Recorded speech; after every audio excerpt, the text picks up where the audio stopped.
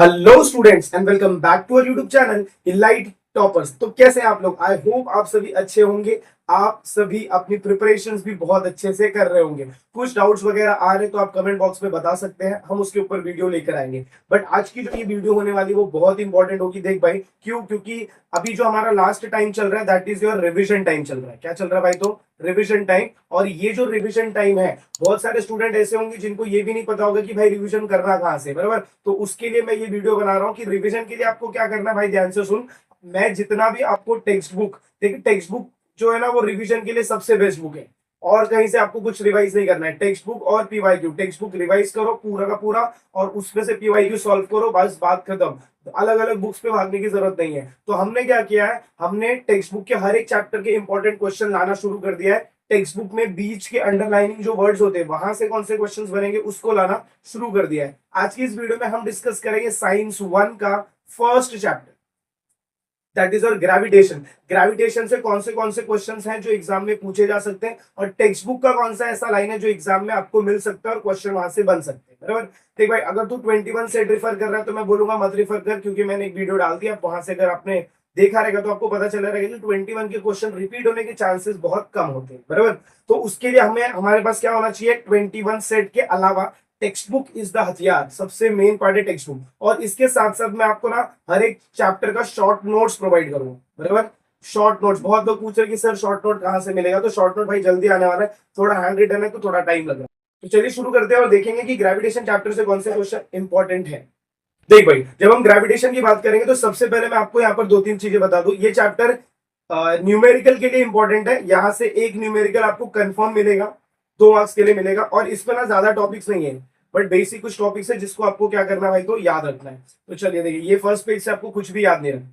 First page is nothing to do with और anything in your board exam, कुछ नहीं आने वाला। यहाँ से आपको सिर्फ सेंट्रीपिटल फोर्स याद रखना है। क्या याद रखने के लिए बोला मैंने? तो भाई सेंट्रीपिटल फोर्स याद रखना है, और उसके साथ साथ सर्कुलर मोशन क्या होता है उसको याद रखना है। यहाँ पर कुछ लाइन से देखिए, इफ अगर मैं आपको हाईलाइट करके दिखाऊं, यहां से लेकर यहां तक का जो लाइन है ये पूरा आपको याद रखना है। This is centripetal force. Centripetal mean centre seeking, that is the object tries to go towards the centre of the circle because of this force. तो ये आपको यहाँ से ये लाइन याद रखनी है। इसके बाद जब आप थोड़ा नीचे आएंगे तो यहाँ पर देखो, the direction of motion of moon constantly changes. यहां से आपको कुछ याद रखना नहीं है फ्रॉम दी अबव एक्टिविटी। अब देखो यहाँ पर क्या हो रहा है ना, कि ये जो भी यहाँ पर देखो क्वेश्चन पूछेगा, ये फर्स्ट क्वेश्चन पूछा है, ये सेकंड क्वेश्चन पूछा है, ये मुझे थर्ड क्वेश्चन पूछा है, और ये मुझे fourth, what must be its direction. तो इसका सारा आंसर इधर नीचे दिया हुआ। तो आपको यहाँ से ये लाइंस एक बार पढ़ के रखनी है, जस्ट रेफरेंस के लिए पढ़ के रखना है। गलती से अगर क्वेश्चन पूछते वो, अगर नहीं पूछते तब तो भाई बल्ले बल्ले, बट अगर गलती से पूछ लिया तो आपके पास कुछ ना कुछ होना चाहिए ना भाई, लिखने के लिए नहीं, ठोकने के लिए कुछ ना कुछ होना चाहिए ना। तो वही बता रहा हूँ।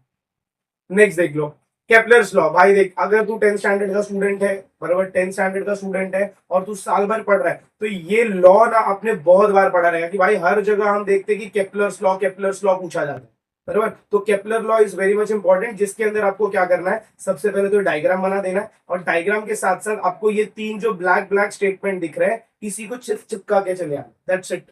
कभी कभार ये एमसीक्यू वगैरह में पूछते हैं, जैसे ये वाला रहेगा तो T square is directly proportional to R cube. ये आपको कहां पर पूछेंगे भाई, तो एमसीक्यू में पूछ सकते हैं कि ये केपलर्स का कौन सा लॉ। तो यहां से ऐसे क्वेश्चंस बनेंगे। नेक्स्ट इसके ऊपर आ जाओगे तो Newton's law, universal law of gravitation. यहां पर आपको डायरेक्टली सिर्फ ये फॉर्मूला याद रखना है। देख भाई, ज्यादा डिटेलिंग नहीं बताएगा, ज्यादा डिटेलिंग मतलब बहुत सारे कॉन्सेप्ट नहीं बताएगा, एकदम ऐसा कट शॉर्ट बताएगा जो एग्जाम में कट टू कट आएगा। तो यहाँ पर जो जी होता है उसे कांस्टेंट ऑफ प्रोपोर्शनलिटी या फिर यूनिवर्सल ग्रेविटेशनल कांस्टेंट, और यहाँ पर ये टेबल आपको याद रखना। इससे रिलेटेड ना, यहाँ पर ये जो फॉर्मूला है ना, फॉर्मूला से रिलेटेड क्वेश्चन आता है। बट ये मैंने साइंस 1 का ग्रेविटेशन का इंपॉर्टेंट क्वेश्चन जो डाला है ना, वहां पर मैंने अपलोड किया है, तुम उसमें से चेक कर सकते हो। उसमें सब इंपॉर्टेंट क्वेश्चन ही है साइंस 1 के ग्रेविटेशन में। ये जो मैं बता रहा हूँ दिस इज टेक्सचुअल मार्किंग। तो इंपॉर्टेंट क्वेश्चन और टेक्सचुअल मार्किंग में फर्क है। टेक्सचुअल मार्किंग भाई देख, गट टू गट यहाँ से आपको क्वेश्चन मिलेंगे, और इंपॉर्टेंट क्वेश्चन ये मैंने आपको लाइन बता रहा हूँ, इंपॉर्टेंट क्वेश्चन आपको क्या रहेगा, क्वेश्चन आंसर्स के फॉर्मेट में। फिर यहां से आपको कुछ करना नहीं है। फॉर्मूला, एक फॉर्मूला आप याद रख सकते हो, ये वाला, force is equal to M V square upon R, सिर्फ ये याद रख सकते हो। यहां से भी आपको कुछ नहीं करना है, डन डन, यहां से भी कुछ नहीं करना है। यहाँ से भी कुछ नहीं करना है, ठीक है। यहाँ से आपको ये एक चीज याद कर लेना, हाई टाइड और लो टाइड वाला सेक्शन, ये पूरा का पूरा टेबल आपको पढ़ना है। ये पूरे के पूरे टेबल जब आप पढ़ोगे, एक बार रीड करोगे तो आपको समझ में आएगा हाई टाइड और लो टाइड कैसे आता है अर्थ के ऊपर।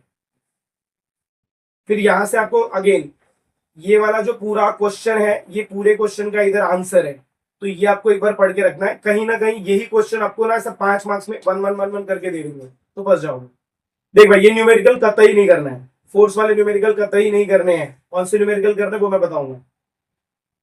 फिर इसके बाद आओगे earth acceleration due to earth gravitational acceleration. तो यहां से तुमको कुछ स्टेटमेंट्स याद रखने हैं। जैसे फर्स्ट स्टेटमेंट हो जाएगा तुम्हारा, the gravitational force due to the earth on a body results in its acceleration. This acceleration due to gravity is denoted by g. तो यहां से ये ना तुमको क्या पूछेंगे, यहां से डिफाइन, क्या पूछेंगे, डिफाइन बोलेंगे, डिफाइन अर्थ ग्रेविटेशनल एक्सेलरेशन। देख प्रॉब्लम कहां होता है ना, डिफाइन में होता है। कैसे, क्योंकि ये जो डिफाइन वाले क्वेश्चंस होता है ना, इसमें हमें कट टू कट लिखना है। मतलब 1 मार्क्स का क्वेश्चन है तो 1 मार्क्स के लिए उतना लिखना है, और उसके अंदर वो इंपॉर्टेंट चीजें आनी चाहिए। तो इसीलिए डिफाइन वाले जो क्वेश्चन उसको एकदम ढंग से करके रखो भाई, मस्त एकदम मस्त तरीके से। फिर इसके बाद यहाँ पर acceleration is a vector quantity, आपको याद रखना है। ये वाला पूरा का पूरा पैटर्न आपको याद रखना। फिर यहाँ पर आओगे तो ये देख, छोटा जी का वैल्यू 9.77, कहीं पर ये दिखेगा 9.8 मीटर पर सेकंड, कंफ्यूज मत होना, दोनों का आंसर सेम ही रहेगा। फिर नेक्स्ट जब जाओगे तो एक्सेलरेशन, इधर देखो लाइन दिया था, acceleration depends only on the mass and radius of the earth, so the acceleration due to gravity at given point and the earth is same for all object. MCQ का question, acceleration किसके ऊपर depend कर रहा है, मास और radius, और मास और radius अर्थ का चेंज होगा क्या, नहीं, इसीलिए एक्सेलरेशन ड्यू टू ग्रेविटी हर जगह क्या रहने वाला भाई, सेम रहेगा।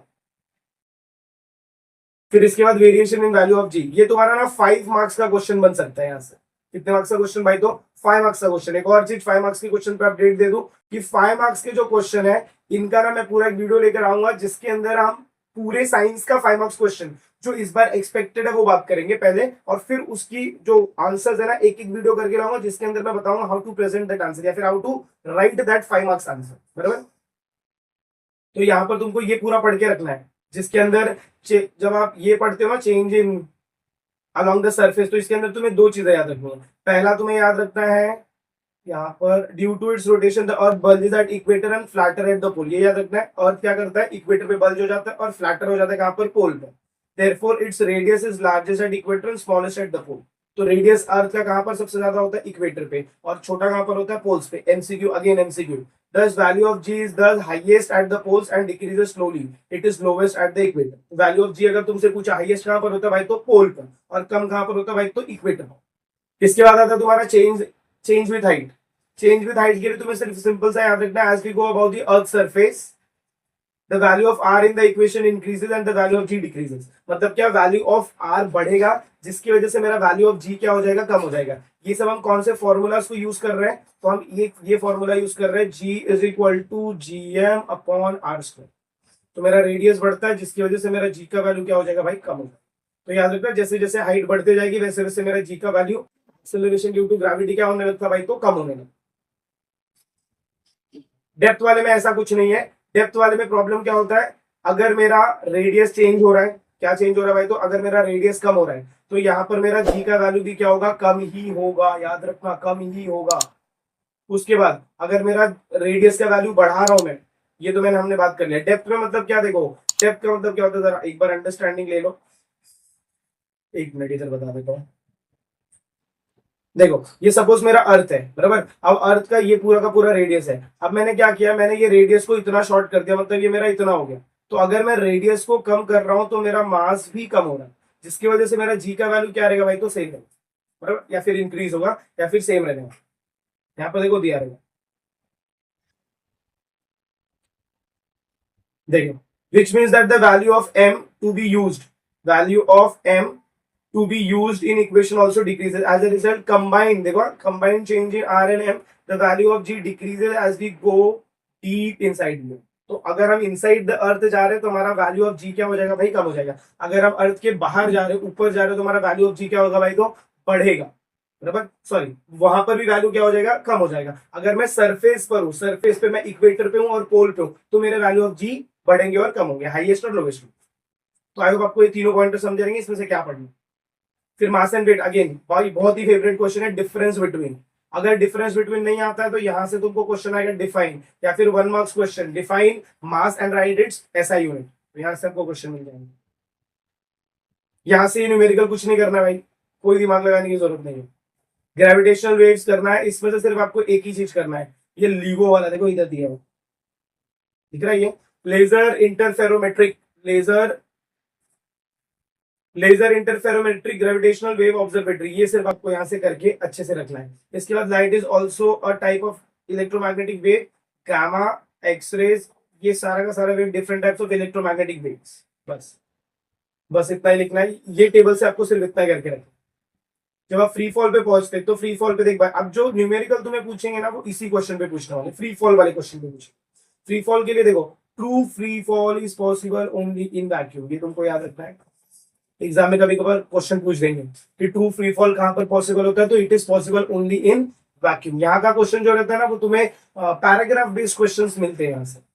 और यहाँ पर एक्सेलरेशन का वैल्यू क्या रहता है, ए का वैल्यू जी के इक्वल रहेगा, इनिशियल वेलोसिटी हमारा क्या रहता है 0 है। फिर ये लास्ट वाला line, the moon and the artificial satellites are moving only under the influence of the gravitational field of earth, thus they are in free fall. तो फ्री फॉल का डिफाइन पूछेंगे which objects are in free fall, तो तुम्हें ये दो answer लिखने, moon and artificial satellite. I hope आपको सबको समझ में आ रहेगा कि हमने यहाँ तक अभी तक क्या क्या बात किया है। और लास्ट का ये आपको याद रखना है, इसको हम बोलते हैं वेटलेसनेस। क्या बोलते हैं भाई, तो वेटलेसनेस। कि आप जब एस्ट्रोनॉट जब स्पेस में जाते तो वो वेटलेसनेस क्यों फील करते, क्योंकि वहां पर कोई भी फोर्स नहीं होता जो उसने क्या करे भाई पकड़ के रखे, बराबर। तो ये तुम यहाँ से पढ़ोगे तो तुमको ये सारी चीजें समझ में आ जाएंगी। कभी कभार यहाँ से तुम्हें वेटलेसनेस का एक क्वेश्चन आता है, astronaut feel weightlessness in space, तो यहाँ के लिए हमें आंसर यहाँ से लिखना है, या फिर इसी के ऊपर पैराग्राफ बेस्ड क्वेश्चन आते हैं। तो मुझे ऐसा लगता है कि भाई ये चैप्टर से अब आपके मन में कोई डाउट नहीं होगा, क्योंकि एग्जाम देख भाई 10-15 दिन में एग्जाम, तो आपको हर एक चैप्टर का पता होना चाहिए। अगर आपको पता है फिर भी एक बार और पता होना चाहिए, सो दैट मतलब क्योंकि लोग भूल जाते हैं ना, तो एक बार और शायद आपको वीडियो देख लोगे तो आपको क्लिक हो जाएगा कि अच्छा भाई इसमें से ये पॉइंटर्स याद रखिए। मेक श्योर आप चैनल पे अगर आप नए हैं ना भाई तो सब्सक्राइब कर लीजिए, क्योंकि अभी जो शॉर्ट नोट वाली वीडियो ना ये बहुत धमाकेदार वीडियो है, और ये बहुत ही जल्द मैं क्या करूंगा चैनल पर अपलोड करूंगा फॉर साइंस 1 एंड साइंस 2। तो आई होप आपको वीडियो पसंद आएगी, टॉपिक समझ में आए रहेंगे, कंसेप्ट समझ में आया रहेगा कि भाई क्या क्या बताया है। तो अगर आपको वीडियो पसंद आए तो मेक श्योर वीडियो को ज्यादा से ज्यादा अपने फ्रेंड्स के साथ शेयर करें। चैनल पर नहीं तो चैनल को सब्सक्राइब भी कर लें।